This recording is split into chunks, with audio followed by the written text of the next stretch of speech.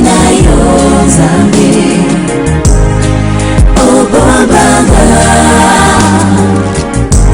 pene na yo Nzambe elikyananga naye na yo Nzambe nipatana kingo pene na yo Nzambe nisunginanga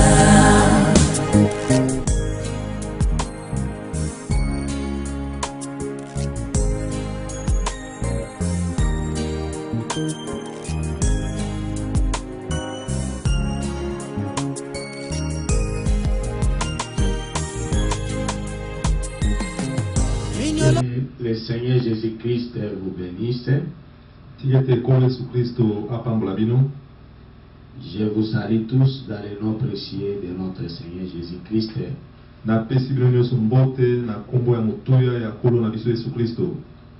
Nous sommes pratiquement au dernier jour de notre enseignement sur les 7 fléaux.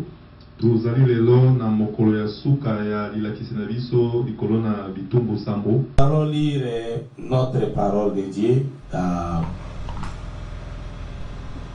Apocalypse chapitre 9 verset 4 à 5.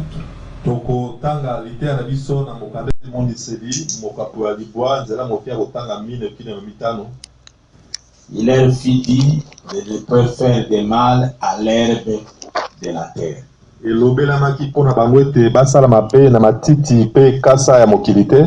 Ni à aucune verdure, ni à aucun arbre, mais seulement aux hommes qui n'avaient pas le sceau de Dieu sur le front.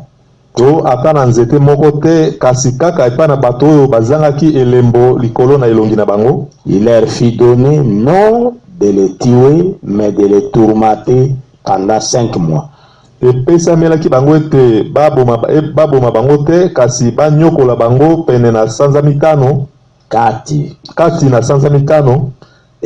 les tourments qu'elle causait étaient comme les tourments que causent les scorpions.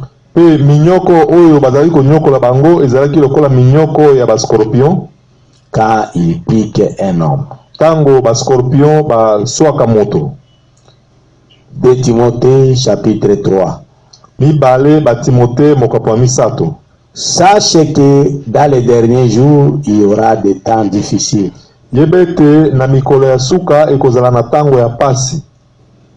Car les hommes seront égoïstes, amis de l'argent, fanfarons, hautains, blasphémateurs, rebelles à leurs parents, ingrats, irréligieux, insensibles, déloyaux,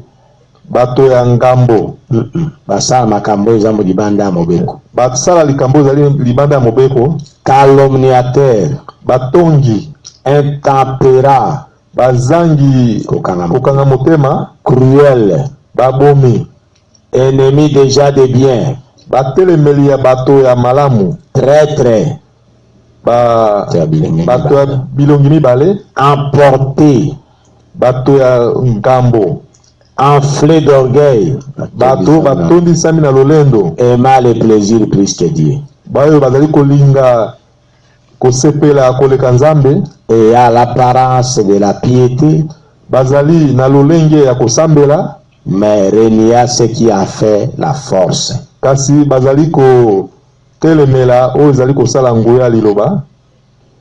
Nguya ya kusambela. Éloigne-toi de ces hommes-là. Que le Seigneur Jésus-Christ bénisse la lecture de sa parole au nom du Seigneur Jésus-Christ. Amen.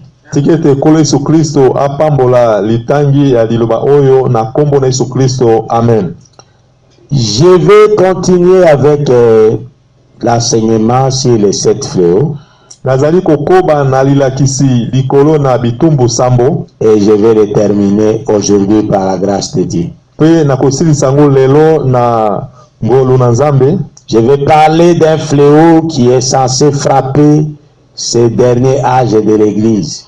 Nazali koloba likolo na etumbu moko oyo esengeli ebeta ekeke oyo ya suka lingomba. Et ce fléau-là, c'est ça, les sauterelles qui se trouvent dans Apocalypse chapitre 9. Pe etumbu wana ezali ba mabanki oyo bazwami kati na moniseli mokapo ya libwa. Beaucoup déjà, quand vous lisez la Bible, vous pensez qu'il y aura un temps où on verra des sauterelles venir avec des dents comme des dents de lion piquer les gens.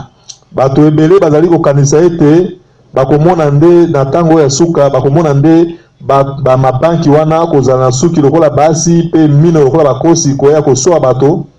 Et beaucoup pensaient que ça va se passer pendant les 3 ans et demi quand l'épouse sera déjà dans l'enlèvement.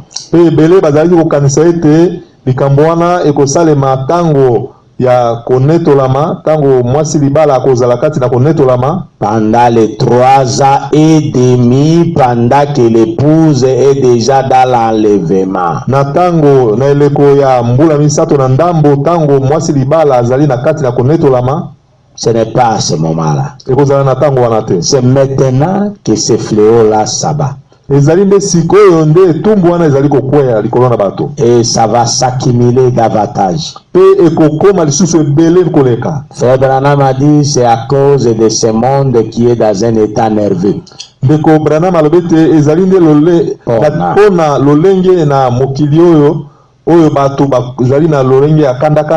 C'est ça qui amène le mental déjà à devenir presque fou.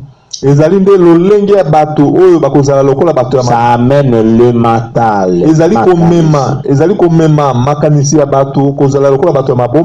Et c'est ce qui va les amener à ce niveau-là. Ils vont commencer à s'imaginer comme s'il y a des sauterelles qui ont des dents comme des dents de lion et des cheveux comme des cheveux de femmes qui viennent pour les piquer. Bango bakokanisa ete bazali komona nde lokola ba mabanki oyo bazali koya na mino lokola bakosi pe basuki lokola basi nde bakoya kosoa bango. Ce ne sera pas ça. Ekozala yango te. Frère Branham a dit c'est là dans l'union invisible de l'épouse de Christ. Ndeko Branham alobi yango na kati ya liteya na ye kosangana ya mwasi libala oyo mona na kate invisible. Kosangana oyo mona na kate ya mwasi libala ya Kristo. Prêché le 25 novembre 65. Eteami mokolo ya tuku mibale na mitano sanza zomi na moko mobutuku motoba na mitano. Paragraphe 113. Nzela mokia kotanga kama moko ya zomi na misato. Écoutez frère Branham. Yoka ndeko Branham. Tout ce qui arrive c'est vient accomplir l'Apocalypse. Nyoso zali kokoma ezali nde kokokisa emonis mokanda emoniseli. Vous suivez ça? Tout ce qui arrive. Bozali kolanda yango nyoso ezali kokoma. C'est pas tout ce qui arrivera. Ezali te nyoso ekokoma ka mikolo ezali koya. Tout ce qui arrive maintenant. Oyo ezali kokoma sikoyo vient accomplir l'Apocalypse. Eye kokokisa mokanda emoniseli. Nous verrons peut-être ça cette semaine. Tokomona yango tango mosusu na katikati ya poso oyo. Alors que ces choses idées makambo ya somo. Na tango oyo makambo ya somo qui ne sont pas des choses naturelles. Oyo ezali penza makambo oyo emeseni bato ya mokili bameseni na yango te bamona na miso boye te. Ce sont des choses spirituelles. Ezali makambo ya molimo. Qu'il faut que les gens crient aux rochers et aux montagnes. Ezali kosala ete bato baganga epai na bangomba mabanga pe bangomba et tout pe nyoso et de tomber sur eux.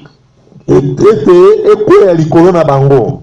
Ce sont des choses spirituelles, ce n'est pas naturel. Ezali makambo ya molimo, ezali makambo ya bonzoto boite, makambo ya molimo. Paragraphe 114. Zela movia kotanga kama moko zomi na mine. C'est dans une folie complète totale ezali nde kati na liboma penza ya mobimba na yango que ce monde va bientôt sombrer.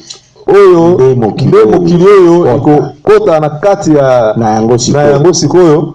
Et il en est presque là actuellement. Il commis déjà presque. Ekomi déjà na esika yango penza sikoyo. Eh bien, malamu, vous pouvez avoir les signes avant-coureurs. okoki kozwa elembo komona elembo liboso te makambo wana ekoma.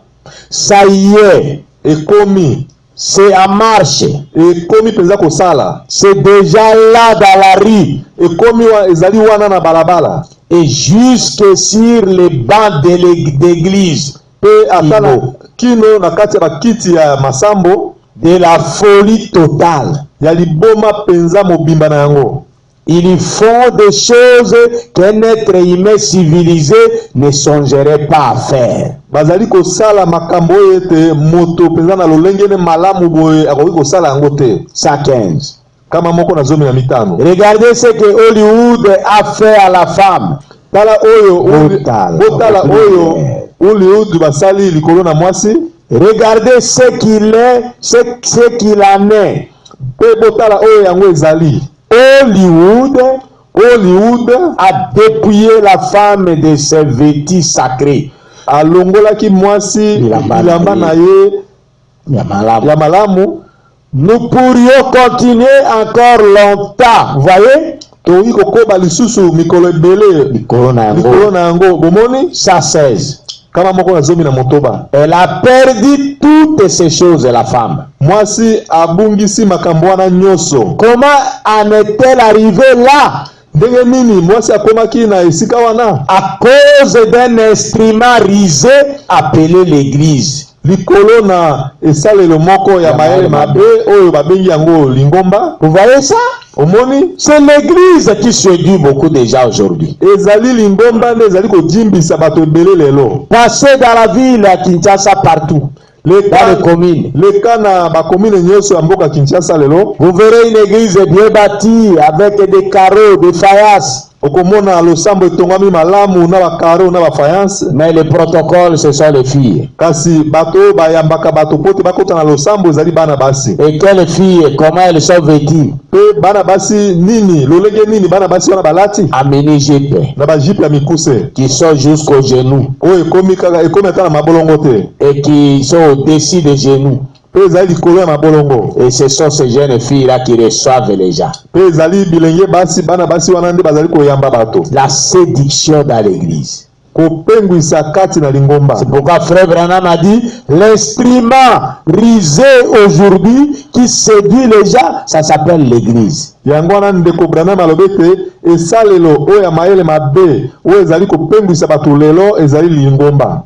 Tout comme il y en avait un dans le jardin d'Éden. Lokola pe ezalaki moko kati na lokola pe sale lo moko bongo ezalaki na jardin d'Éden. Une personne risée, moto moko ya mayele mabe. Le diable est entré dans l'église. Satana akotaki kati na lingomba. Oui. Akotaki kati na lingomba. Tout comme il l'avait fait dans le jardin d'Éden. Lokola asalaki kuna na elanga na Eden. Et il a usé des moyens de séduction pour l'entraîner là-dedans. Et asalaki mayele mabe pona kozimbisa pona kotia na kati na makambo wana. Pona kokota kati pona komema Eve. Pona komema Eve kati na mabe. Elle est séduite. Ajimbisa maki. La femme pense mwasi azali ko banza ete asisi malobate. Ce n'est pas volontairement qu'elle est dans l'erreur. Ezali penza na tina na ye moko posa. Ezali te pona posa na ye nde azali kati na libunga. 117. Kama moko na zomi na sambo. Ce n'est pas volontairement qu'Ève a mal agi.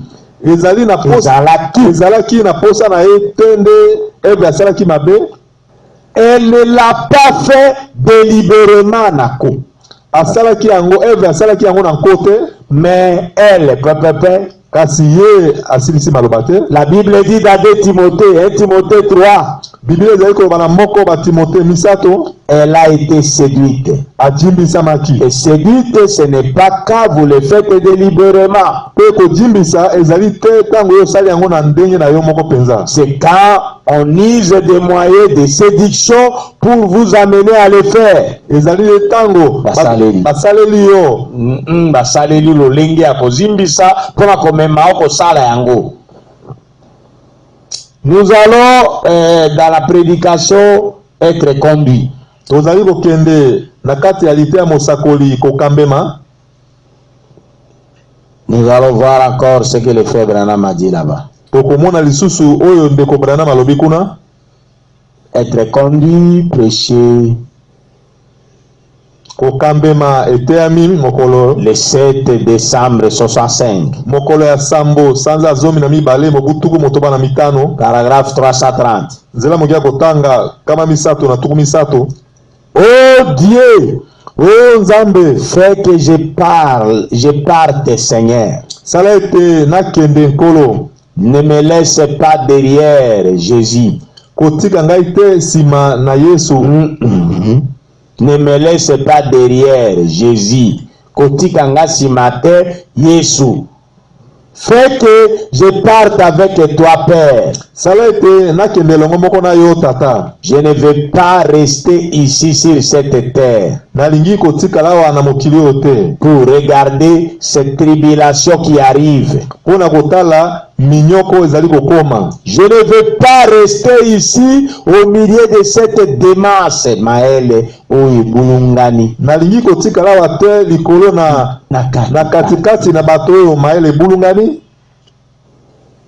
Je ne veux pas être ici quand on verra ces choses hideuses.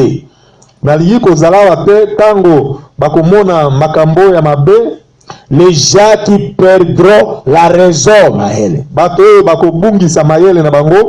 Nous voyons des hommes qui cherchent à agir comme des bêtes et à ressembler à des bêtes.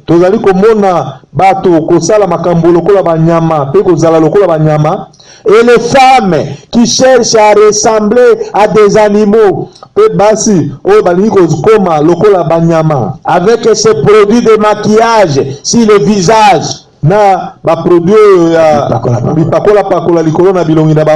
Nous savons qu'il a été prédit que ces choses arriveraient. Que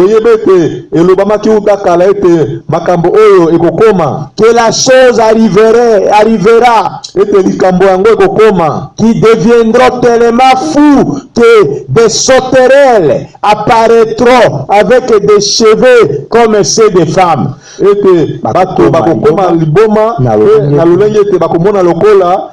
Mabanki bakoya na basuki lokola basi bakomonana basuki lokola basi pour tourmenter les femmes pona kotungisa basi et des dents comme celles de lion pe ba mine lokola mine bakosi et les choses que tu as dites. Pe makambo oyo yo lobaki. Il y aura une détérioration complète des facultés mentales des gens.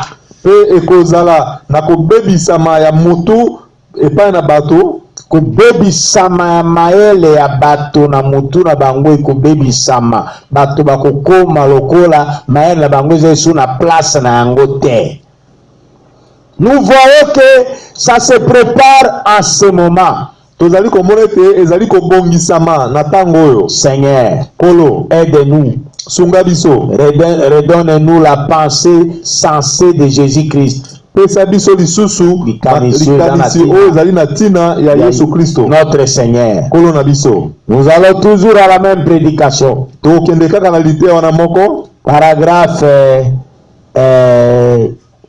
Paragraphe 332. Toujours être conduit.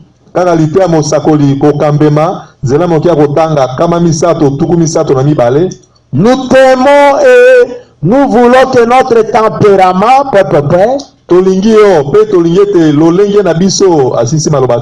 qu'un changement intervienne en nous pour que nous puissions être tes enfants po ete biso tokoka kozala bana na yo et sentir ton esprit agir dans nos cœurs, Seigneur. mpe toyoka molimo na yo kosala kati na mitema na biso nkolo Nous attendrir kokomisa biso bopolo kokomisa biso bopolo et nous amener à reconnaître dans quel âge de démence nous vivons. mpe ekoka na Komema biso kososola na kati na ekeke nini ya maele ya bato ya moto etamboli tozali kobika kati na yango. Accorde-le au Dieu. sala yango oyo nzambe. Quand nous voyons des jeunes femmes tellement prises dans la totalité, dans la toile du diable, tango tozali komona bilenge basi bazomi penza kati na motambo ya satana, des jeunes hommes avec un esprit perverti, bilenge mibali na maele ebulungani molimo ebulungani, des enfants toxicomanes, bana oyo baomela badrogue, ils fument la cigarette, bazali kobenda makaya, ils boivent, bazali komela masanga, ils sont immoraux, bazangi botosi, immorale, bato bazobika makambo ya bosoto, bato bazobika makambo ya bosoto, l'Éden de Satan. Edene ya satana. Vous voyez ça? Omoni yango? Et nous descendons dans 339. Tozali kokita na kama misato tuku misato na libwa. Toujours être conduit. Kaka na lite ya mosakoli kokambema. Ces choses hideuses qu'on voit apparaître sur la terre, makambo ya mabe ya somo oyo tozali komona ezali komonana na mokili. Vous pouvez voir que les gens sont en train d'en arriver là. C'est de la démence. Mais quand cette chose frappera, l'église sera partie.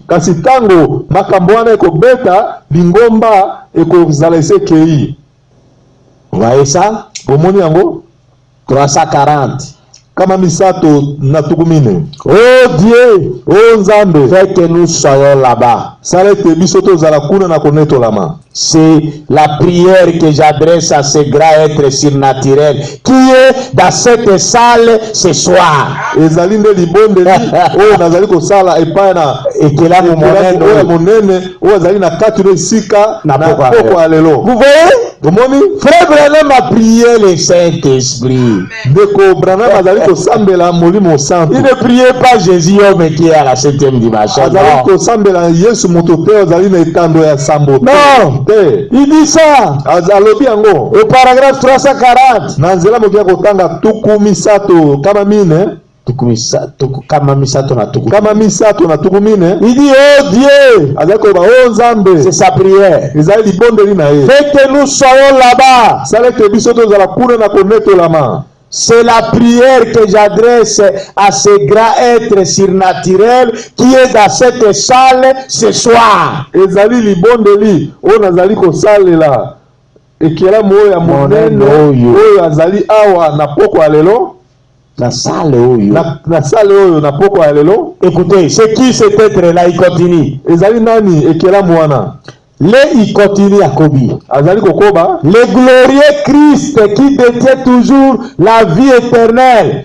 Christ oya kembo o azali ko simba tango nyoso bomo inaseko. Je te prie, ô Christ.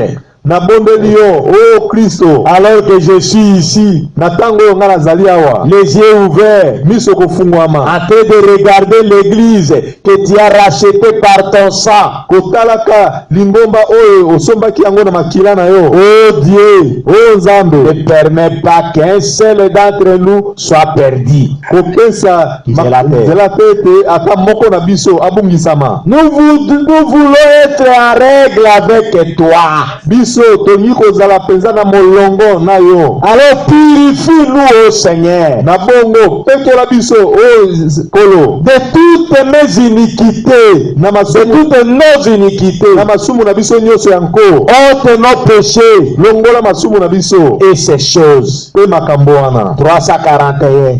Kama misato tukumine na moko. Nous t'avons vu guérir nos malades. tomonaki yo kobikisa babeli na biso et même ressusciter nos morts. ata kosekwisa bakufi na biso. Ils sont revenus à la vie par la prière. Bazongisamaki na bomoi na nzela ya mabondeli. Et nous avons vu toutes ces choses arriver, Père. Pe biso tomonaki makambo wana nyonso kokokisama tata. Maintenant, ramène-nous à la vie. Sikoyo zongisa biso na bomoi spirituellement. Na molimo, ramène-nous à une prise de conscience de la vie éternelle par Jésus-Christ. Zongisa biso na tiete na koyeba makambo ete Seigneur tozabomo inaseko kati na Yesu Kristo. Accorde ceci, Père. Pesa yango tata. Je remets tout entre tes mains. Nazongisi nyonso kati ya maboko na yo. Au nom de Jésus-Christ. Na kombo na Yesu Kristo. Amen. Amen. Vous voyez ça, Église? Omoni yango lingomba? Quand vous êtes dans la vérité, tango yo zali kati na solo, Dieu fera que la parole de Dieu, même celle que vous n'avez pas encore lue, Nzambe akosala ete liloba na Nzambe ata oyo nano yo tanga te, puisse toujours venir confirmer la vérité que vous avez. Et atango nyonso kondimisa solo oyo zali na yango. Je suis en train de vous enseigner sur la prière de notre Père qui est dans les cieux. Nazali kolakisa bino likolo na libondeli ya tata na biso zali na likolo. J'ai dit que c'est le Père que nous adorons, c'est le Saint-Esprit. Nalobaki ete tata oyo biso tosambelaka ezali molimo santo qui est dans nos cœurs. Ce n'est pas Jésus homme qui est dans les trônes. Frère Branham vient de le confirmer encore avant sa mort. Le 7 décembre 1965. Dans la prédication Être conduit, il dit: oh Dieu, fais que nous soyons là-bas. C'est la prière que j'adresse à ce grand être surnaturel qui est dans cette salle ce soir. epai na ekelamu oyo ya monene oyo ya molimo oyo azali awa na ndako oyo na poko ya lelo. Le glorieux Christ, Kristo oyo ya kembo qui détient toujours la vie éternelle, oyo azali kosimba kango nyonso bomoi ya seko. Voilà le Dieu que nous adorons. Merci Seigneur Jésus pour la révélation bénie de ta parole. Vous voyez ça, Église? Frère Branham a dit: qu'est-ce qui va amener le monde dans cet état-là de démasse, de perte de mémoire?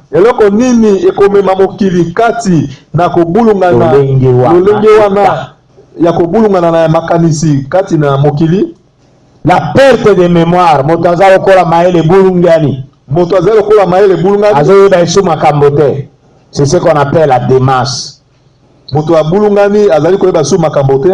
C'est ce qui va amener le monde à arriver au point de voir comme si les sauterelles avec des dents comme les dents de lion sont venus pour les piquer. Yango nde komema bato bamona lokola mabanki oyo bazali na suki lokola basi pe mino lokola bakosi ezali koya kosoa bango. Vous voyez ça? Bomoni yango? Et frère Branham a dit: pe ndeko Branham alobi, on est presque à ce niveau-là. Tokomi penza pene ya makambo wana. Les gens sont en train d'arriver là, à ce point-là. Bato bazali kokoma penza na esika wana. Et quand cette chose frappera, ça fait partie des fléaux du temps de la fin. Quand ça frappera, l'église sera partie. Ça va commencer pendant que nous sommes là. Mais après, quand nous partirons, c'est alors que pendant les 3 ans et demi, ça va devenir très grave.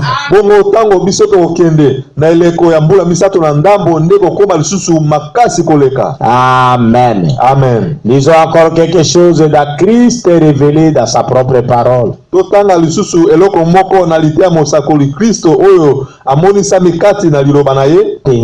Penza. Christ est révélé dans sa propre parole. Kristo oyo amonisami kati na liloba na ye penza. Prêché le 22 août 65. Eteyami mokolo ya tuku mibale na mibale sanza mwambe mobu tuku motoba na mitano. Paragraphe 19.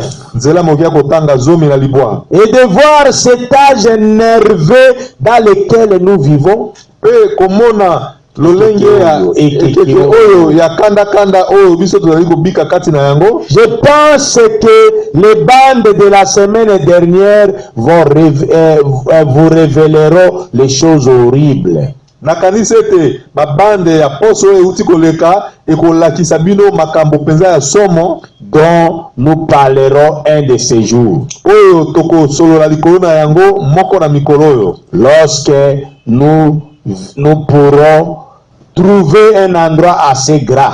Tango tokozwa esika moko monene. L'ouverture de ces derniers fléaux qui seront déversés sur la terre. Kofungwama ya bitumbu oyo ya suka oyo kosopama likolo na mokili. Ou plutôt de ces coupes. To ba malozi wana. Du déversement des coupes kosopama ya malozi et de cette tonnerre et ces spectacles horrifiants qui vont apparaître sur la terre. Paragraphe 20. Les hommes, les gens d'aujourd'hui bato ya lelo sont présentement dans un tel état de névrose. Bazali penza na lolenge wana ya mutuko baluka. Le monde entier. Mokili mobimba. Vous voyez ça? yango? C'est l'état de névrose qui fait tout ça. Ezali nde lolenge ya mutuko baluka nde ezali kosala yango. Et nous descendons au paragraphe 22. Toujours Christ est révélé dans sa propre parole. Prêché le 22 août 65. Paragraphe 22. Et puis le Seigneur voula, nous aurons l'ouverture de ces 7 coupes. Tokozwa kofungwama ya malozi samboyo. Et que nous montrerons ces choses horribles. Tokolakisa makambo ya somo au bout d'un certain temps. Na mwa tango moko. Simana tango moko. Les hommes seront tellement fous. Bato bakozala penza na liboma. Qu'ils s'imagineront voir des fourmis de la taille d'une montagne. Non. Les hommes seront tellement fous, qu'ils s'imagineront voir des fourmis de la taille d'une montagne. Na lolenge ke bakokanisa ete bazali komona ba fourmi monene lokola ngomba. Les femmes seront tourmentées, des sauterelles aux cheveux longs apparaîtront sur la terre. Pour tourmenter les femmes qui auront coupé les leurs.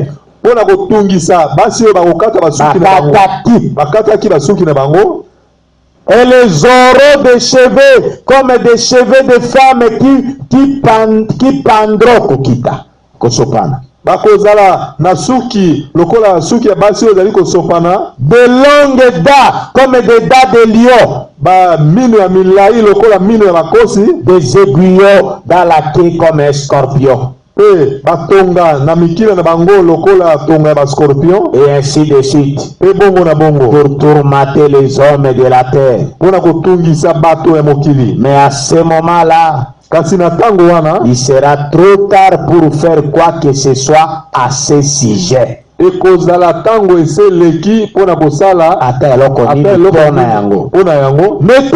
règle tout de suite. Voyez-vous? Du tourment, papa. Vous voyez ça, église? Qu'est-ce qu'il y a? Ça va arriver que les hommes perdent totalement leur mémoire. C'est ce qu'on appelle la démasse. Et les hommes vont s'imaginer qu'il y a des fourmis à la hauteur d'une montagne de vaille. Qui vont tomber sur eux. Pe bato bakokanisa ete bafourmi bakomi minene lokola bangomba ete bakwea likolo na bango. Les hommes vont s'imaginer qu'il y a des sauterelles avec des dents comme des dents de lion. Bato bakokanisa ete ezali na mabanki oyo bazali monene pe mino na bango lokola mino ya bakosi. Ce sera de la démasse. Ekozala lokola moto baluki. Et Frère Branham a dit, Ndeko Branham alobi, ça sera un des fléaux pour cet âge. Ekozala lokola moko na lokola te un des fléaux. Ekozala moko na bitumbu ya kekeo ya suka. Et quand on en arrivera là, petango tokoma wana, ce sera tard. Ekokoma tango eseleki. Pour faire encore quoi que ce soit. Pona kosala so ata nini ekozala. C'est toujours le troisième poule qui va continuer.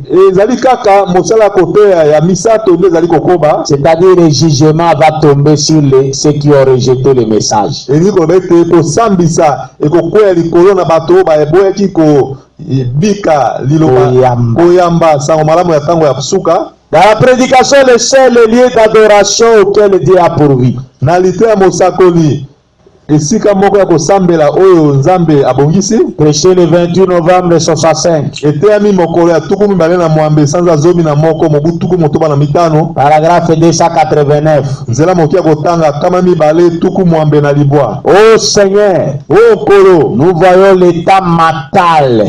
Tozali komona lolenge ya mutuko baluka.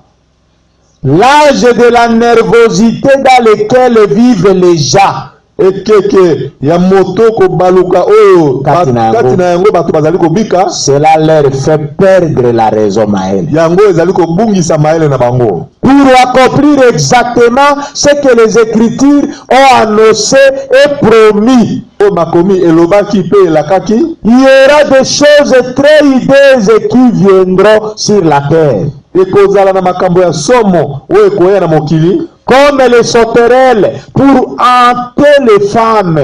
Lokola mabanki pona konyokola basi qui se coupent les cheveux. O bazali kokata suki. Elles auront des cheveux longs comme ceux des femmes. Mabanki wana bakozala na suki milai lokola suki ya basi. Les gens verront toutes sortes de choses hideuses. Bato bakomona lolenge ya makambo nyonso mabe. Dans cet état mental d'illusion où il se trouve, ô Seigneur. Vous suivez le frère Branham? Nakati ya lolenge ya makanisi oyo bebisami kati na yango bango bazali. Ô Seigneur, ô Nkolo, et ils crieront aux rochers et aux montagnes. Pe bakoganga likolo na bangomba pe mabanga minene. Des femmes qui vont dorloter les chiens et les chats. Basi oyo bazali ko bondela bambwa pe banyawo lokola bana. Et qui ne voudront pas élever des enfants pour t'honorer. Pe baoyo balingi ko bokola bana te pona kokumisa yo nzambe. C'est là qui tu as donné des enfants. Basi oyo yo pesaki bango bana. Et qui les ont conçus. Pe oyo ba boti bango. Elle les abandonne dans la rue. Bazali ko sundola bango na balabala. Pour qu'ils agissent comme ils veulent ces enfants-là. Poete bana wana babika lokola bango balingi. Le phénomène shegi. Bana lokola ba shege. Il n'est pas étonnant que tu aies dit, Seigneur, ezali kokamwa tete yo lobaki yango Nkolo, en allant à la croix. Alors ils se mettront à crier aux rochers et aux montagnes de tomber sur eux. Bongo, bango bako bandako loba na ba mabanga minene pe bangomba pe kwea likolo na bango. Desanonate. Kama mibale tukulibwa. Nous voyons toutes les autres choses converger vers l'état présent.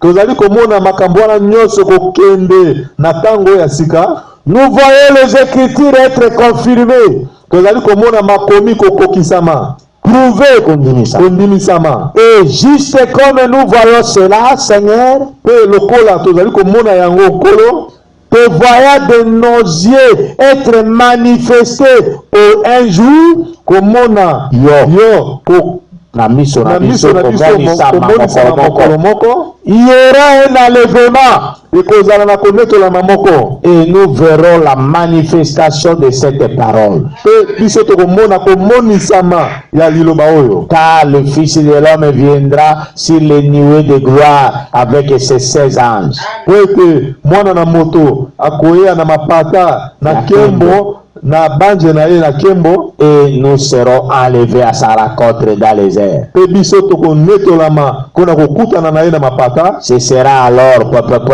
ekozala bongo asilisi maloba te.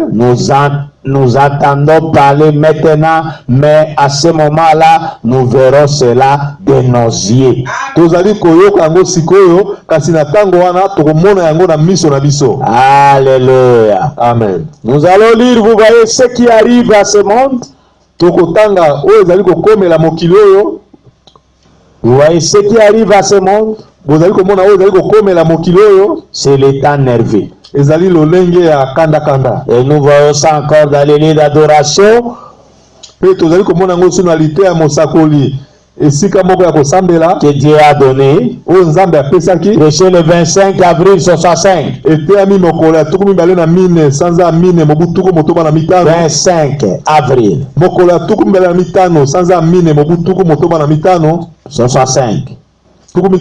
Tuku motoba na mitano. Paragraphe 190 à 191. Zela meokia kotanga kama moko tuku libwa kino kama moko tuku libwa na moko. Regardez la folie des adolescents. Botala liboma ya bana mike. Bilenge. Eh bien, il y a eu malamu ezalaki asilisi malobate. Je vous l'ai dit l'autre jour. Nalobaki na bino yango mokolo mosusu. Ils avaient fait une enquête là-bas dans les écoles de l'Arizona où j'habite. Bango basalaki ba enquête na bitelo ya Arizona esika na bandaka. Et 80% des enfants scolarisés sont mentalement retardés. Pe tuku mwambe likolo na kama moko ya bana bazali kotanga bazali maele na bango ebungisami ezongisima age na bango teza na se maele na bango ezongisima ezana age na bango teza na se. Et leurs enfants à eux, qu'est-ce qu'ils seront? Pe bana ya bana wana bakozala lolenge nini? Il ne peut plus y avoir une autre génération. Nous sommes à la fin. Jésus a dit que ces choses allaient arriver. 191. Regardez toutes ces télévisions et tout. Toute cette fiction mabanzo qui se met en place. J'ai prédit qu'il viendra un temps où les gens seront complètement, totalement fous. Nazali koloba liboso te makambo ekokisama ete kokoma na tango moko oyo bato bakozala penza bato ya maboma. Le monde sera comme ça. Mokili ekozala bongo. La Bible parle de spectacles idées comme ils en montrent aujourd'hui dans les films.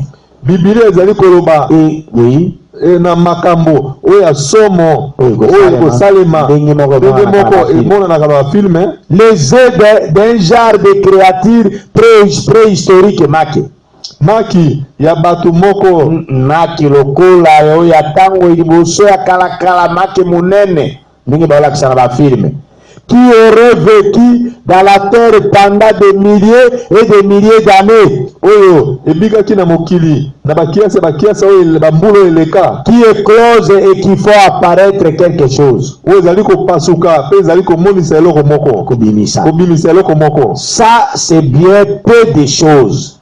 Yango ezali kaka makambo mike à côté de ce qui va se produire. Pene na oyo kotalela oyo ekokoma. Quand l'enfer va s'ouvrir et que le diable sortira avec toutes ses affaires mystérieuses. Tango lifelo ekofungwama pe satana akobimisa makambo nyonso ya somo. Des femmes basi asilisi malobate ou des sauterelles avec des cheveux comme ceux des femmes. to mabaki na basuki lokola suki ya basi, et des dents comme celles de lion. pe mino lokola mino ya bakosi. Oh, le monde sera complètement, totalement fou. Oh, mokili kozala penza na mobimba nango liboma. On est presque maintenant. On y est presque maintenant. Tokomi wana sikoyo. Il s'en faut d'un degré à peine. Sengeli kaka moi degré moko to kota katina. Moi degré moko poto kota katina yango. Le frère Branham a dit ça quand à 65. Pe ndeko Branham alobaki tango nini na mubutuko motoba na mitano. Et maintenant nous sommes à 2020. Pe sikoyo tozali na mbula koto mibale na tuku mibale. Donc les gens sont totalement fous. Bato bazali penza mobimba penza bato maboma. Et tu ne le sais pas. Pe na kati ya lite ya mosakoli. Yo yebite prêché le 15 août 65. Eteami mokolo ya zomi na mitano sanza mwambe mobutuku motoba na mitano. Paragraphe 165. Nzela moki ya kotanga kama moko tuku motoba na mitano. Maintenant voyez comme l'esprit suit par derrière. Sikoyo botala lolenge nini molimo ezali kolanda sima. Et au nom du Seigneur, na kombo na kolo, il viendra un temps où les gens deviendront complètement fous. Ekokoma tango moko oyo bato bakozala penza bato ya maboma. La Bible le dit. Bible ezali koloba yango. Ils crieront et ils hurleront. Bakoganga pe bakoganga makasi avec d'énormes choses idées dans l'imagination de leur esprit. Na makambo oya somo ya kokaya makanisi na kati ya makanisi ya mito na bango. Vous voyez ça? Frère Branham insiste sur ça à peu près dans 3 prédications différentes que ces choses-là vont arriver dans l'imagination déjà. Ndeko Branham azali kobetela yango sete na mateya na ye ata misato kolobaka ete makambo kokoma kati ya makanisi ya bato. Qu'est-ce qui va les amener à ça? Eloko nini komema bango na yango? L'état nerveux dans lequel nous vivons. Lolenge ya kanda oyo na tango biso tozali kobika. C'est ça ce qui va amener les gens à ça. Yango nde komema bato ete bakoma lolenge wana. Ce sont les radios et tout, les programmes de télévision qui les produisent. Ezali ba radio na ba télévision nde ezali kosala yango. C'est-à-dire les gens, les choses qui sont montrées dans les télévisions là vont apparaître comme ça dans les pensées des gens, dans leur esprit. Ngo ba ete makambo ezali komona na kati ba télévision na de makambo ezali komona na kati na makanisi ya bato. Bongo. On verra apparaître sur la terre des fourmis de la hauteur de 14 arbres. Bakomona ba fourmi komona na mokili lokola ba fourmi molai lokola ba nzete zomi na mine. On verra un oiseau voler au-dessus de la terre avec des ailes de 6 ou 8 km d'envergure. Tokomona bandeke kopimbwa na mokili na mapapu molai ya kilometre motoba to mwambe kopimbwa na mokili. Et les gens verront ça. Pe bato bakomona yango. Ils crieront. Bakoganga. Ils hurleront. Bakoganga makasi. Et ils imploreront miséricorde. Pe bakosenga ngolu. Mais ce sera les fléaux. Kasi ekozala nde bitumbu. Attendez que je prêche sur ces fléaux qui vont s'ouvrir. Bozela nate ya likolo na bitumbu oyo ekofungwama. Amen. Amen. Vous voyez ça, église? Bomoni yango lingomba. Vous voyez là où nous allons? Bozali komona esika nini biso tozali kokende. Paragraphe 170 toujours de tu ne le sais pas. Nzela mokia kotanga kama moko tuku sambo na litea mosakoli. Yo yebite. Et tu ne le sais pas. Yo yebi yangote le. Yo yebi yangote. Et il a dit qu'on verrait des choses horribles sur la terre. Mosakoli alobaki ete tokomona makambo penza ya somo na mokili. Des sauterelles avec des cheveux comme les femmes. Ma banki na basuki lokola suki ya basi. Des cheveux longs. Basuki ya milai. Pour tourmenter les femmes qui ont coupé leurs cheveux. Pona kotungisa basi oyo bakataki basuki na bango. Des dents comme des dents de lion. Mino lokola mino ya bakosi. Et un dard dans la queue comme les scorpions. Pe tonga moko na mikile na bango lokola tonga ba scorpion. Elles tourmenteront les hommes pendant des mois. Bakotungisa bato pene na basanza na basanza. basanza. Attendez seulement qu'on arrive à l'ouverture de ces fléaux et de ces sceaux. Bozela kaka tokoma na kofungwama ya malozi wana pe ya bilembo wana et de ces 7 tonnerres. Pe ya bakake sambo wana. Regardez ce qui arrivera. Botala oyo kokoma. Oh frère, oh bandeko mibali, vous faites mieux d'aller à Goshen pendant qu'il est encore temps d'aller à Goshen. Ekozala malamu mpona bino bokende na Goshen tango ezali nano te bino bokende na Goshen. Ne faites pas attention à l'extérieur ici. Bokeba na makambo ezali koleka libanda te. Qu'est-ce que j'ai voulu dire? Nini nangai koloba? Je vous ai dit que Goshen représentait dans la prédication la rédemption par la puissance. Ete Goshen ezali kolakisa kati ya lite ya mosakoli.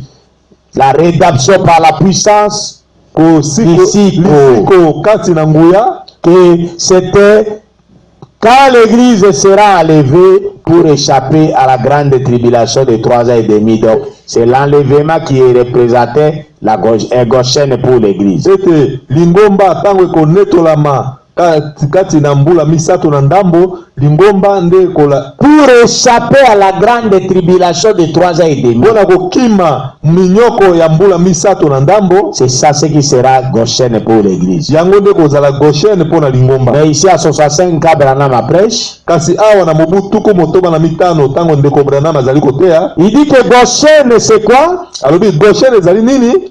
Courez à Goshen maintenant. Bokima na Goshen sikoyo. Or maintenant là, ce n'est pas l'enlèvement.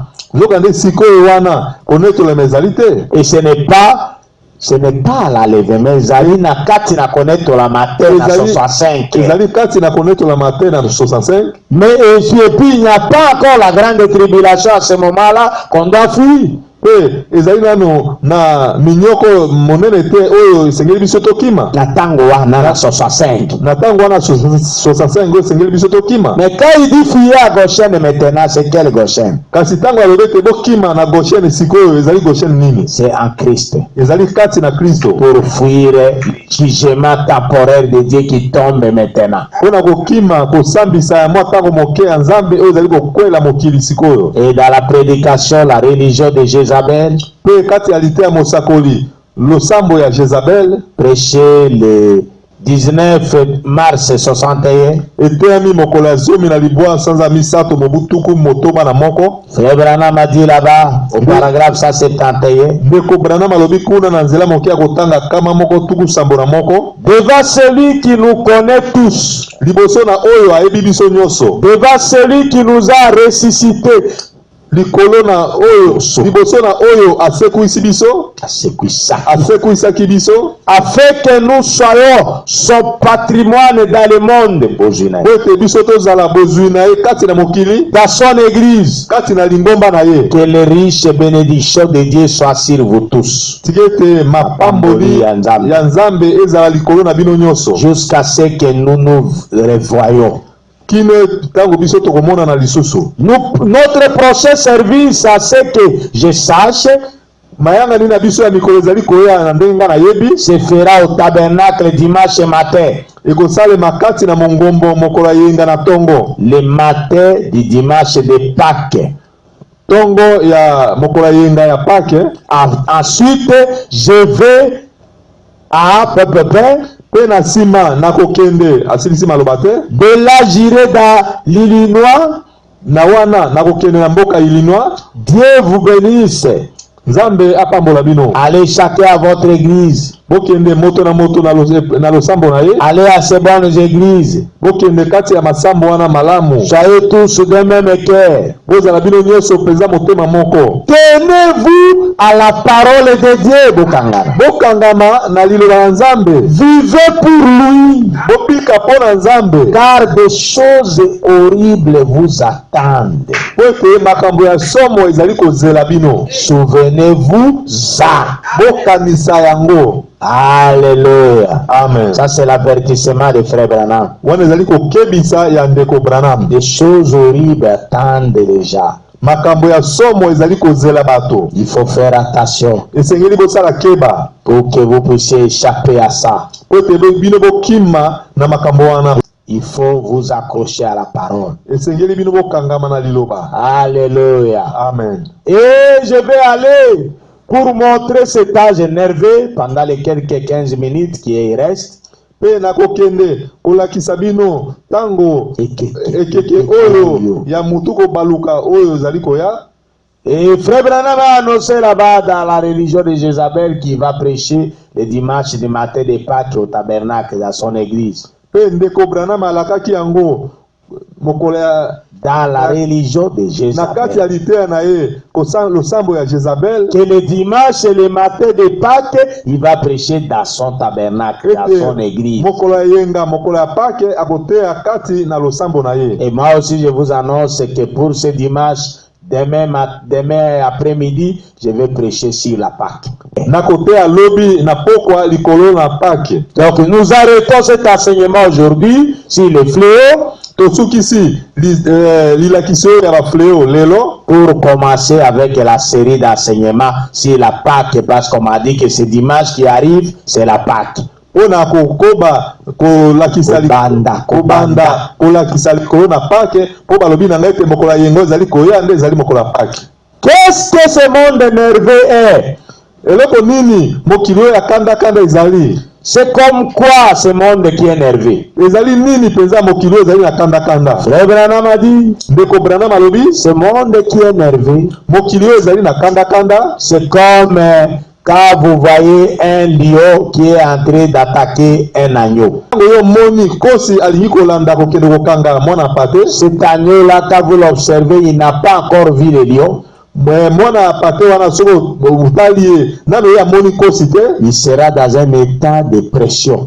Akozala penza na lolenge ya kobanga. Il sera dans un état, il est mal à l'aise. Akozala na lolenge moko oyo azali penza mal à l'aise. C'est ça l'état nerveux Yango wana nde lolenge ya kanda. dans lequel ce monde se trouve. Na esika oyo mokili ezomi lelo. Tout ce que nous avons lu dans 2 Timothée chapitre 3, Nyonso oyo totangaki na mokanda ya mibale ba Timote mokapo ya misato. les gens seront intempérants, Bato bakozala kozanga kokanga motema, cruels, babomi, rebelles à leurs parents, batomboki epai baboti na bango, irréligieux. bazangi kosambela. Tout cela, c'est le signe avant-coureur du désastre ou de la destruction qui guette ce monde qui arrive. Nyonso wana ezali elembo ya koya liboso ya kobebisama mokili oyo ezali koya. Et comme cet agneau-là va sentir qu'il y a un danger autour de lui, Lokola mwana pate wana akoyoka penza ete ezali na mabe moko ezali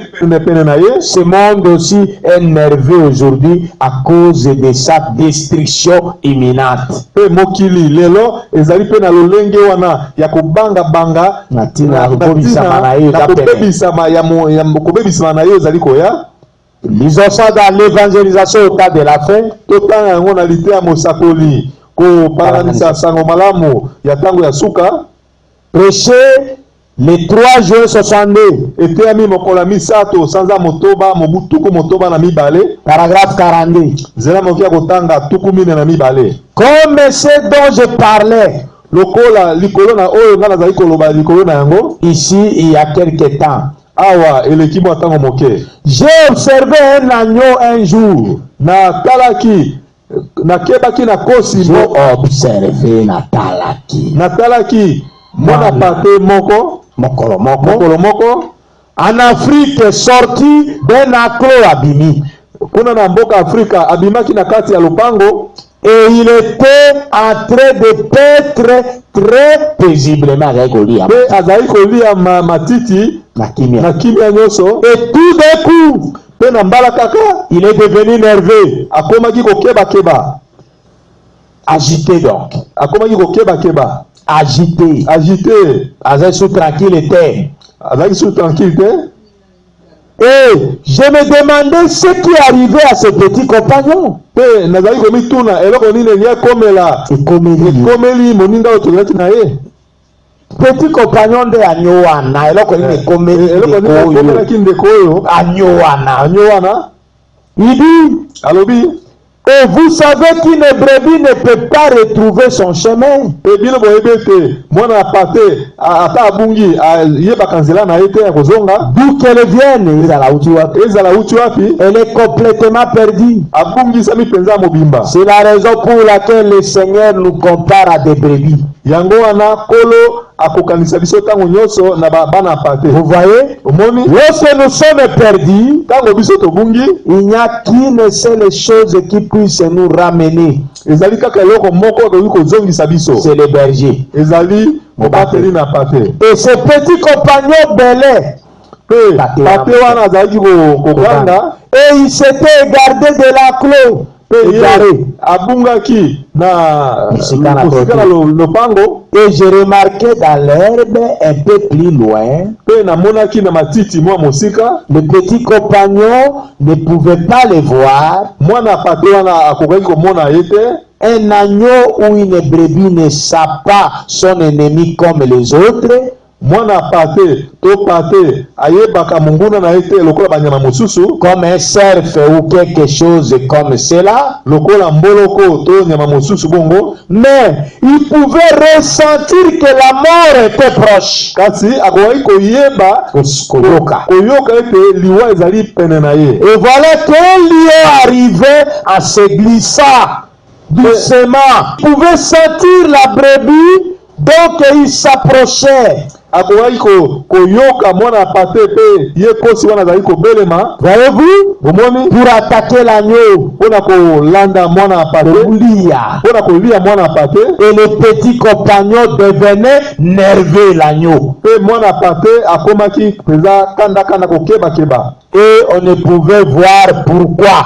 Pe tokoki komona te mpona nini, mpona nini akomi boye. Mais c'était la mort qui menaçait de si près qu'il était nerveux. Kasi ezalaki nde kufa nde ezalaki kolanda ye mpenza yango ekomisaki ye kanda. Paragraphe 43. Nzela mokia kotanga tukumi na misato. Et le monde est dans un tel état de névrose. Pe mokili ezali na lolenge wana ya kokebakeba ya motu kobaluka. À ce moment même, Na tango oyo mpenza que l'on circule dans la rue à 145 km pour aller s'asseoir dans un bistrot et boire. Ça, c'est le véhicule. pe ozali komona mituka ezali kokima mpenza na vitesse makasi 145 km à l'heure. 45 km à l'heure mpona kokende kaka mpona komela masanga, Kofanda na bar moko. kofanda na kati ya bar moko komela masanga, Et boire pendant 2 heures avant de rentrer à la maison. pe komela ata ngonga mibale liboso ya kozonga na ndako. Et c'est un assaut de Pe ezali Kopumbaya. kopimbwa ya mibale. Vous voyez ça? Bomoni yango C'est quoi ça? ezali nini? C'est le monde qui est dans un état nerveux. Ezali mokili nde ekomi na tango moko ya moto kobaluka. Vous voyez ça même sur la route. Tala yango ata na balabala. Quelqu'un vous êtes au volant, vous allez doucement, bonnement. Moto moko yo ozali na vola, ozali kokende na yo malembe. Mais vous verrez qu'un chauffeur de ketchup et de 207, il vient vous dépasser à toute allure. Pe omoni chauffeur moko ya ketch to ya 207 aye mpenza koleka yo na vitesse makasi. Croyez qu'il va à Maluku. Okanisa lokola akende na maluku, Ou bien il va à Mbujimai par véhicule. to akende na mbujimai na motuka. Mais vous verrez à quelques 20 mètres même, il s'arrête. Okomona ata 20 mètres liboso na yo atelemi. Vous vous demandez, cette grande vitesse qu'il a utilisée, c'était seulement pour s'arrêter ici. Pe yo komituna vitesse nyonso ya kimi mbangu ezalaka pota suka awa. C'est la nervosité, la névrose, l'état de névrose dans le monde. Ezali nde lolenge ya motu kobaluka oyo ezali kati na mokili. Et vous voyez encore ça dans la prédication faite dans cette vallée de fosse. Pe okomona lisusu kati ya lite ya mosakoli bosala kati na balubwaku oyo mabulu. Prêché le 19 juillet 52. Eteyami mokolo ya zomi na libwa sanza sambo mobu tuku motoba na mibale. Et là je vais sauter un peu, je vais revenir après. Wana na kopimba wana mwa moke pe na kozonga kuna sima. Et je vais lire encore quelque chose pour montrer l'état nerveux de ce monde. nakotanga lisusu likambo moko pona kolakisa lolenge ya mutoko baluka ya mokili. Vous voyez ça dans la prédication, écoutez-le. Okomona yango na kati ya lite ya mosakoli boyoka ye. Prêché le 22 mars 57. Eteyami mokola tuku mibale na mibale sanza misato mobu tuku mitano na sambo. Paragraphe 22 à 24. Nzela mokia kotanga tuku mibale na mibale tuku mibale kino tuku mibale na mine. Nous prenons 22. Tokozwa tuku mibale na mibale. Il y a quelque temps dans le fin fond de l'Afrique. Ezalaki na mwa tango moko kuna penza na kati ya mboka Afrika. Je lisais une petite histoire au sujet de nazali kotanga lisolo moko likolo na asisi malobate. Observant un petit agneau au milieu des éleveurs. Kotalaka mwana pate moko pene pene Kati na baboko li pate. Ce petit animal s'est retrouvé à un petit endroit. Nyamaona moke azwamaki na mwa esika moko boye en train de brouter de l'herbe. Azali kolia matiti. C'était tout aussi paisible kimia. Ezali penza kimia. Je l'observais à l'aide des jumelles. Nazali kotala ye na ba jumelles na ngai. Et pendant que papa et na tango oyo asilisi malobate, tout d'un coup na mbala moko le petit animal a commencé à devenir nerveux. Mwa nyama wana akomaki kokeba keba. Azawa siliki sous normalité, c'est ça nerveux. Évidemment, il ignorait pourquoi lui l'animal ne savait pas. Alors en dirigeant les jumelles de l'autre côté là, très loin, au milieu de très hautes herbes, katikati ya matiti peza milai milai, un très gros lion à la crinière noire avait reniflé l'air et senti l'odeur du petit animal. Kosi moko ya monene oyo azalaki wana ayokaki solo ya mwana pate wana. Or, la brebis ne peut pas sentir l'odeur du lion. Mais le lion peut sentir l'odeur de la brebis.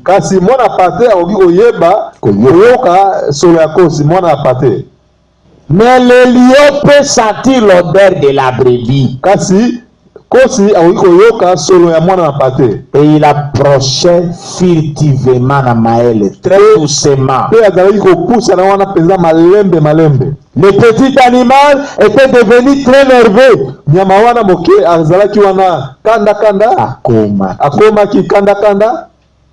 Et il s'est mis à courir ça et là, décrivant des cercles.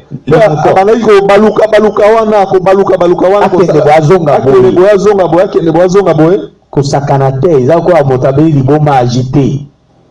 23. Alors, en pensant à ceci, je me suis dit, considérez la peu près. Notre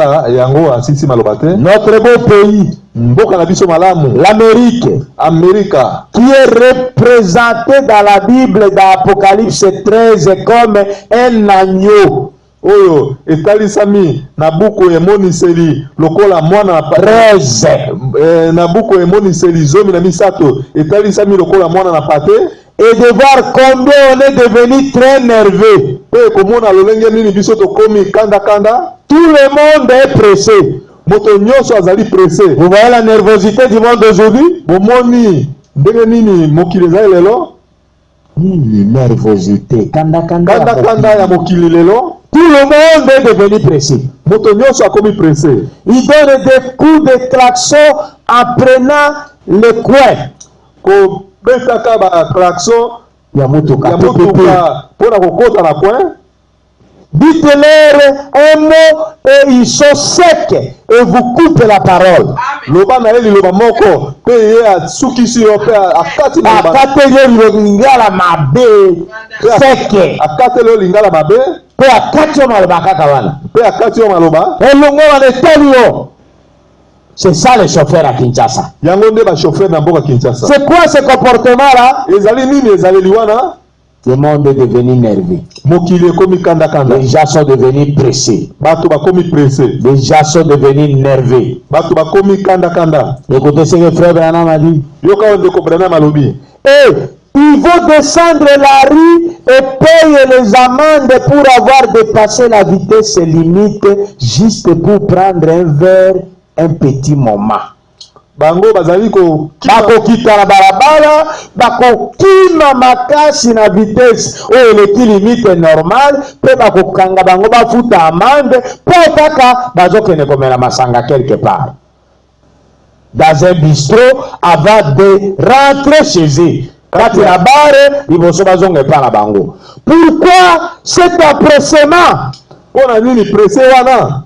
Autrefois, nous avions le temps de communier et de causer les uns avec les autres. Balo leka tozalaki na tango ya ko sangana ya ko solola moko na ba mususu. Mais maintenant, kasi sikoyo nous n'avons même pas le temps de rencontrer les voisins, notre voisin. Sikoyo tozasu ata na tango te ya ko kutana ko mona voisin na yo. Nous ne nous connaissons pas. Tozoyeba na pete. Même les psychiatres font les dépressions nerveuses. Ata ba minganga oyo batalaka mitu bango pe bakomi kaka na kati ya mitu ko baluka et vont à l'hôpital psychiatrique. Pe bango pe bazali kokende kati na hôpital ya mitu. Il y a tellement de gens nerveux, dérangés, névrosés. Ezali penza belé na bato oyo mutu na bango baluki penza que je me demande souvent qu'est-ce qui en est la cause. Paragraphe 24. C'est le même tableau. Donc, ezali kambokaka moko ndenge wana pate wana liboso ya danger à Lyon ou azali koluka yali aye ndenge moko pe mokili lelo eza devant tableau wana, devant situation wana. C'est le déroulement d'une scène. Ezali ko salema ya scène moko ya likambo. Ya likambo. Scène nde likambo te. Ezali nde ko salema ya likambo moko. Likambo moko. Le jugement est sur le point de frapper cette nation. Kosambisa ezali pene ya kobeta ekolo oyo. Non seulement cette nation, mais toutes les nations. Kasi kaka ekolo ya Amerika te, kasi bikolo nyoso. Et les gens sont nerveux. Pe bato bazali kanda kanda. Leur émotion papa. Bazali penza bato ya ko. Leur émotion na bango. Il ne sauront vous dire ce qui les rend ainsi. Kanda. Les hôpitaux psychiatriques sont pleins. Hôpital esungaka bato ya mutu ya pasi ya mutu etondi. Les pavillons de psychopathes sont débordés. Ba pavillon hôpital ya mbaka bato ya malade ya mutu etondi penza bato. Et on ignore ce qui provoque cela. C'est la venue du Seigneur. Il fait toujours plus sombre avant le jour. Parce que c'est le jour qui fait pression sur les ténèbres. Pression à la Molili. Et c'est maintenant même l'heure la plus sombre. C'est juste avant le lever du jour. Alléluia. Amen. Vous voyez ça, église? Qu'est-ce qu'il y a? Les gens sont nerveux. Mais frère Branham a dit. Qu'est-ce qu'il a dit? Il nous a dit qu'il faut regarder à Jésus. Nous raisons ça dans cette vallée de fossés. Prêché le 19 juillet 52. Paragraphe 35. Soyez respectueux maintenant. C'est dans votre bouche. Votre confession donc. Tenez-vous de ce côté une minute. de ce côté une minute. boya epai oyo mwa minute moko. Laissez-moi prier pour vous maintenant. botika nga nabondela mpo na bino sikoyo. Si Dieu m'a donné le pouvoir de briser les démons sur cette estrade, soki nzambe apesaki nga makoki ya kobuka milimo mabe kati na esika oyo etumbelo oyo, de libérer les névrosés, mpe mpona kokangola bato oyo mitu ebaluki, de faire en sorte que les drogués et les toxicomanes, kosala ete bato oyo bamelaka drogue mpe babangi, et que les cancers quittent. ete bakanser elongwa kati na bato. Certainement que ce que j'ai dit est la vérité. ezali penza solo ete oyo nga nazali koloba ezali solo. Vous avez confessé Jésus en tant que votre guérisseur.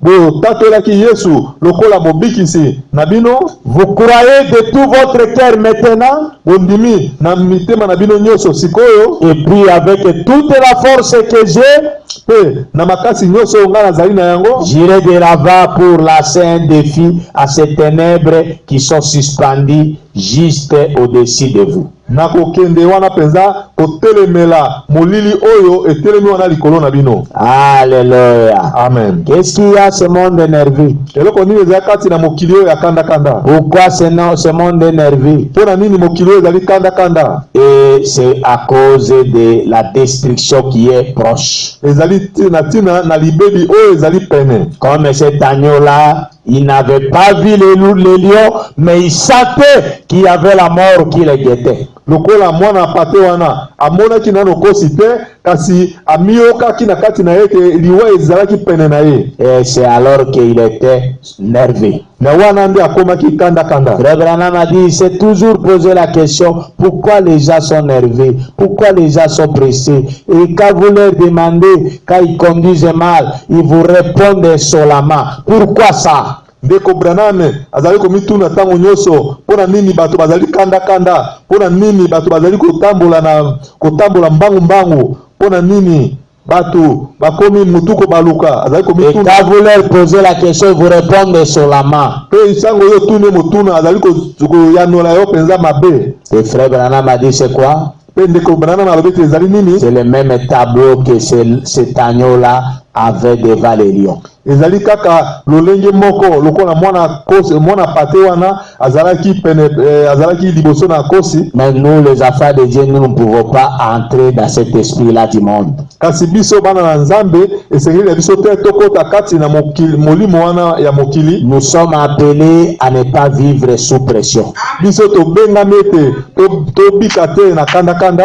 C'est attention. na se attention. Frère Branham a prêché une prédication intitulée Laissez échapper la pression. ndeko Branham ateyaki liteya moko apesaki moto na litera yango ete Tika pression et les cas. tika pression eleka. Je vais lire ça prêcher le 13 mai 62. na kotanga yango ndeko Branham ateyi yango mokolo ya 13 sanza ya mitano mobu tuku motoba na mibale. Paragraphe 45 à 48. nzela moki ya kotanga tuku mine na mitano kino tuku mine na mwambe. Tout le monde, moto nyonso, ça devient vraiment un âge de névrosé. ekomi penza ekeke moko ya bato ya mituku baluka. Tout le monde est sous tension. bato nyonso bazali sous tension. Sous tension, c'est quoi? Vous parlez à un frère, vous voyez, il vous répond déjà avec un ton nerveux. Sous tension ezali nini? olobi na ndeko mobali moko omoni abandi koyanola na lolenge moko akanda-kanda. Alors que vous lui parlez calmement. zoka nde ozali koloba na ye malembe. Vous ne comprenez pas c'est quoi? ozali kokososola te ezali nini? Il est sous tension.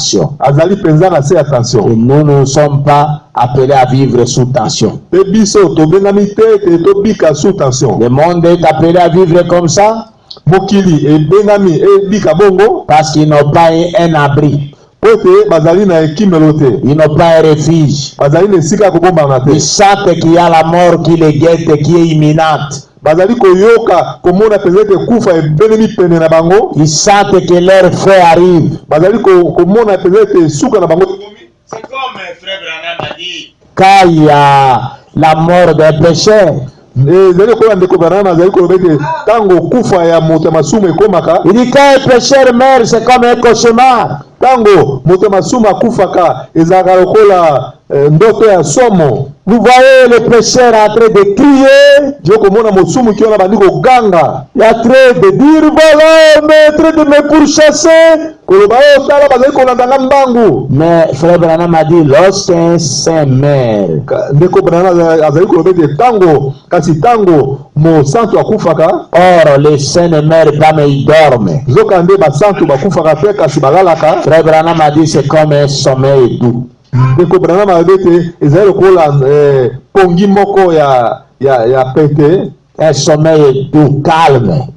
Pongi moko ya kimia. Il fait un songe comme s'il est dans un endroit meilleur. Azali kosukolota lokola azali esika moko malamu. Il n'y a pas quelque chose qui lui fasse peur. Ezali eloko ya kobangisa ete. Et c'est comme ça que nous devons être même quand nous sommes sur la terre. Ezali lolenge wana nde sengeli biso tozala tango tozali na mokili. Si vous êtes agité maintenant, mon frère, ma soeur, faites attention de ne pas être sauvé. Soki ozali agité sikoyo sala keba ete obikisama te. Parce qu'à votre mort, vous serez aussi agité comme ça. Ete tango ya kufa na yo okozala pe agité bongo. Vous allez crier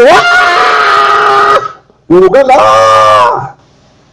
bazolanda ngai, bazokambola ngai kingo, et vous mourrez. Oh, bazofina ngai pe sima okufi. Parce que vous n'avez pas la paix avec Jésus. Ete yo ozalaki na kimia te na Yesu. Frère Branham a dit ndeko Branham alobi tout le monde est sous tension. moto nyonso azali sous tension. On n'en a pas de temps. Tango ezali te. Et cette tension nerveuse s'accumule au point que ça brise les choses. Pe tension wana ezali kokende kino ezali kotondisama kino na kobuka makambo. Ça amène les gens à garder rancune quand ils sont rembarrés. Ezali komema bato ete bazala na kunya na motema tango bamemami. Quand ils sont rembarrés vivement, tango bamemami penza na lumbangu, à dire des choses qui n'ont pas l'intention de dire. Ya koloba makambo oyo bazali na posa ya koloba ngo te. Vous voyez la pression? Vous voyez la pression? La nervosité, la pression amène les gens à sortir des paroles qu'ils ne pouvaient pas dire. Kokoma kanda ezali komema bato baloba bayanola makambo esengeli na bango tete bayanola. Et cela fait quoi? Ça les amène à garder rancœur. Pe ezali kosala nini? Ezali komema bango ete babomba mwa kanda dans le cœur. Kati na mitema. Il est calme extérieurement mais dans le cœur il garde rancœur. Na kotala ebo azali kimia kasi kati ya motema abombi kanda. C'est cet âge ici. Ezali kekeo. Qu'est-ce qui fait ça? Eloko nini ezali kosala yango? C'est la pression. Ezali pression. Écoutez paragraphe 46. Yoka nzela mokia kotanga tukumine na motoba. Eh bien, malamu. Tout le monde est coupable. Moto nyonso akoisami. J'en suis coupable. Na yango. Vous en êtes tous coupables. Bino nyonso pe bokoisami. Na yango. Bokoisami na yango. Bokoisami na yango. Nous faisons des choses sous pression. Tozali kosala makambo sous pression. Tout ça makambo na lumbangu, oza à l'aise thème, ozo sala kandengo wana. C'est ça sous pression. Nous faisons des choses sous pression. Tozali kosala makambo na lumbangu. Des choses qu'on ne ferait pas dans d'autres circonstances. Makambo yo esengelaki te kosala yango. Esengelaki te kosala yango. Makambo to sengelaki kosala yango te soki oza na situation mosusu oyo ya normal. Mais osali yango quand même. Ainsi, il y a trop de pression qui s'accumule aujourd'hui. Bongo na bongo ezali na makambo ya lombangu penza oyo ebele oyo esangisami lelo eza kotondisama lelo eza kobakisama oyo ezali kobakisama lelo. Je pense avant d'aller plus loin nakanisi ete liboso tenaki ne mosika je peux dire ceci. Nakoloba boye. Je crois que c'est l'ennemi qui vient et qui exerce cette pression. Nandimi ete ezali monguna nde azali koya kosala ete kosala makambo mbangu oyo ezala. Je crois que c'est le diable. na kanisa ete ezali satana 47. tukumine na sambo. Et nous savons que la venue du Seigneur est proche. toyebe ete boyei na kolo ebelemi. Et la Bible dit que dans les derniers jours, le diable rôderait comme un lion rugissant. Biblia ezali koloba ete na mikolo ya suka satana akobaluka lokola kosi konguluma. Et s'il peut vous amener à être sous pression, le diable, soki ekosala ete satana akoki komema yo te okoma mpe makambo likolo à vous empresser, ya kokoma presse à écraser quelque chose, vous prendre des décisions, vous prendrez des décisions que vous n'auriez pas prises si vous étiez assis et y avez réfléchi. okokaki kozwa mokano oyo osengeli kozwa te soki ofandaka mpe obanza likolo nango liboso. 48 tukumine na mwambe. Il y a environ 3 ans, j'étais à une partie de chasse et j'avais un guide indien.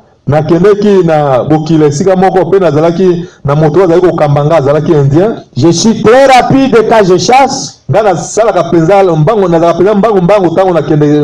C'est la chose yango. Je suis vraiment comme cela, vous voyez. Je suis l'un de ceux qui accumulent la pression. Baza kotondi sa pression kati na bango. Donc nous devons prier pour que nous puissions sortir de cette pression-là. Et nous allons maintenant lire dans le prophète Élisée. La prédication, le prophète Élisée, prêché le 23 juillet 54,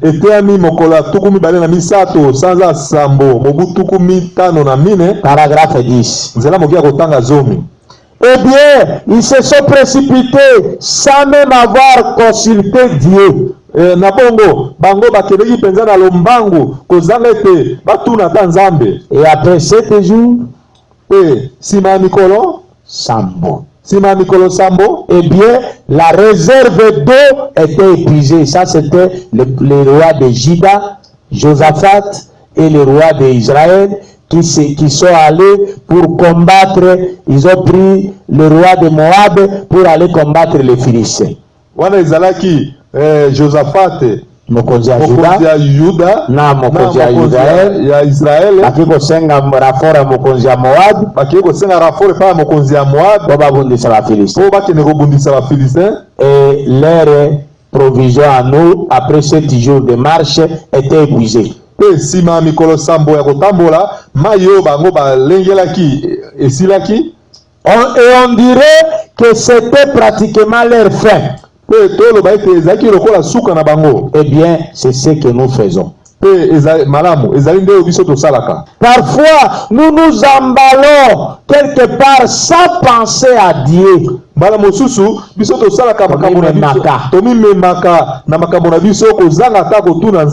Sans prier pour cela. Pour demander au Seigneur si nous devrions faire cela ou pas. Et nous nous retrouvons à court de bénédiction.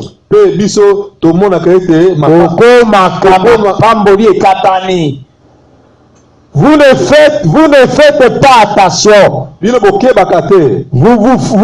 êtes relâché dans la vie de prière. Vous dites, eh bien, je suis chrétien. Eh bien, c'est le plus grand signe que vous devriez prier plus que jamais si vous êtes chrétien.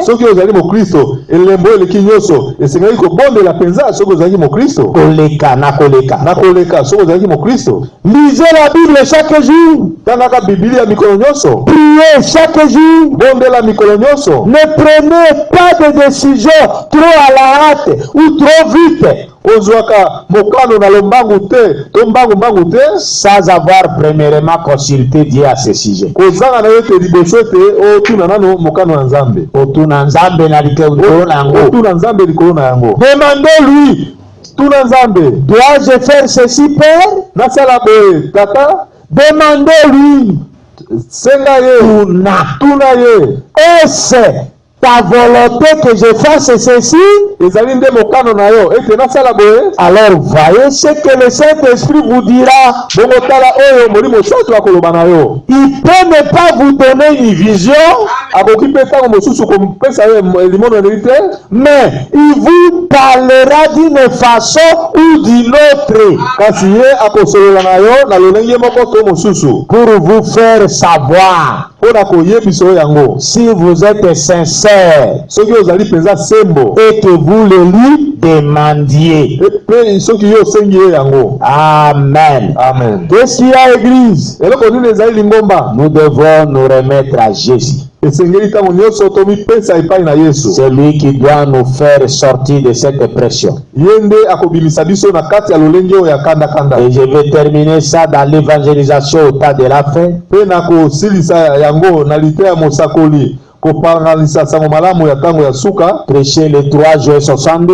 eteyami mokolo ya misato sanza motoba mobu tuku motoba na mibale. paragraphe 46. nzela moke kotanga kama mine na motoba. Ainsi, na bongo toutefois, na mbala nyonso na bongo, il y a une voie de sortie, c'est Christ. ezali na nzela moko ya bobimi ezali Kristo. Pour sortir de la pression qui est sur cette terre aujourd'hui, la voie de sortie, c'est Christ. mpona kobima kati na kosala makambo mbangu oyo ezali lelo, nzela yango ya kobima ezali Kristo. Maintenant, sikoyo un chrétien ne devrait pas être dans cet état.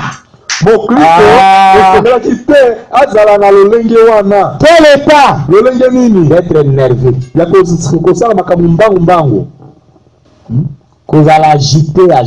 kozala agité. Kozala posé te, kanda, makambo noki, oza tranquille te. Non, un chrétien ne peut pas être comme ça. mokristo esengeli te azala bongo. Ma réponse, au kateri bato makambo maloba ya kozokisa bango lokola ndenge ba chauffeur ya 207 balobaka. C'est pas ça un chrétien. mokristo azalaka bongo te. Je répète ça. nazali kozongela yango. Toutefois, il y a une voie de sortie, c'est Christ. mbala nyonso ezali na nzela moko ya kobima ezali Kristo. Maintenant, sikoyo un chrétien ne devrait pas être dans cet état. mokristo esengelaki te ekokaki te azwama na lolenge wana. Nous devrions être heureux esengelaki te ozala bato esengo attendant la venue du Seigneur, kozelaka boyei ya nkolo car elle est proche. po ete boyei na nkolo ezali ebelemi. Nous pouvons sentir la brise rafraîchissante du calvaire, mon pépé. tokoki koyoka komona Koyoka mopepe ya malili ya calvaire koya. lorsque nous baissons le regard et voyons le Dieu du ciel qui a fait la promesse, ntango biso tokitisi miso na biso tomoni nzambe na lola oyo asalaki bilaka. et les choses mêmes que Jésus a fait dans sa vie, makambo oyo Yesu asalaki pe kati na bomoi na ye, qu'il a promis qu'elle reviendrait dans les derniers jours. Oyo ya la kakete ekoya na mikolo ya suka, et nous le voyons ici. Pe biso tozali komona yango awa. Qu'est-ce que c'est là? Ezali nini? C'est le souffle du rafraîchissement. Ezali mopepe ya malili contre la pluie qui arrive. Voyez-vous, nous savons que la rédemption est proche. Voyez-vous, quelque chose est sur le point arriver. Maintenant, le monde ne voit pas cela.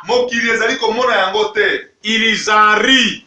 Parce que c'est comme ils l'ont fait autrefois. Mais nous savons que cela s'approche. Amen. Amen. Que Dieu vous bénisse. Un chrétien ne devrait pas être dans un état nerveux. Nous savons maintenant que le monde ici est nerveux parce qu'il y a le lion qui rugit, c'est le diable, pour faire tomber, pour exécuter le jugement de Dieu sur la terre. Pour être diable. Satana. Kosi oyo azali konguluma makasi azali kwa kitisakana na nzambe na mokili, kwa kitisakana na nzambe na mokili. Et le monde est là comme cet agneau qui sentait la mort s'approcher de lui. Pe mokili ezali wana lokola mwana na pate oyo azali koyoka kufa kobele mapene na ye. C'est pourquoi les gens sont nerveux. Yango wana bato bazali kanda kanda. Frère Branham nous a donné la raison pourquoi les gens sont nerveux. Ndeko Branham apesi biso tina nini? Et la Bible le dit dans 2 Timothée chapitre 3 verset 1 à 5 que les gens sont intempérants.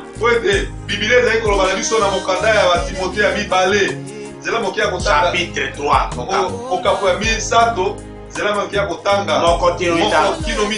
et les gens sont intempérants. Les gens sont cruels. Les gens sont irréligieux. Les gens sont ennemis déjà des biens. Tout ça c'est quoi? C'est l'état de ce monde qui sent sa destruction s'approcher. Mais frère Branham a dit un chrétien ne devrait jamais être dans cet état. Nous devons recevoir le souffle rafraîchissant du calvaire.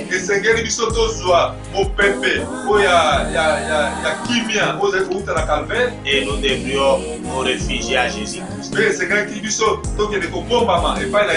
Écoutez, Église, même s'il y a des fléaux qui s'abattent sur la terre aujourd'hui, après le coronavirus, il y aura encore des fléaux qui vont venir sur la terre. Nous devons être tranquilles. Et nous devons regarder à Jésus. Notre salut se trouve à Jésus-Christ. Que Dieu vous bénisse. Prions. Seigneur Jésus, merci parce que tu es merveilleux pour nous. Tu nous aimes beaucoup. Tu nous as parlé, tu nous as conduit tout au long de cet enseignement.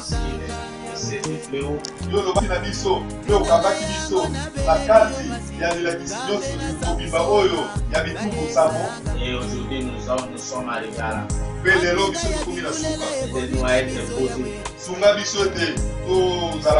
Que nous puissions être de véritables chrétiens. Nous ne puissions pas être agités avec le monde. Parce que le monde est agité parce qu'il est sans Christ. C'est pourquoi ils n'ont pas de paix. Mais toi tu nous as dit que tu nous donneras la paix que le monde ne peut pas nous donner.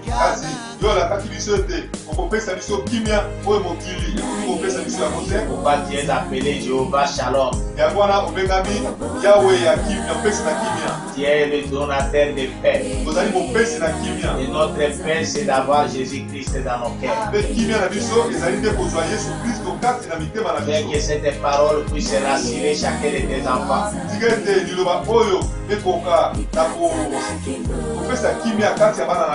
Et afin qu'ils puissent savoir que réellement c'est toi notre Dieu qui est notre rempart.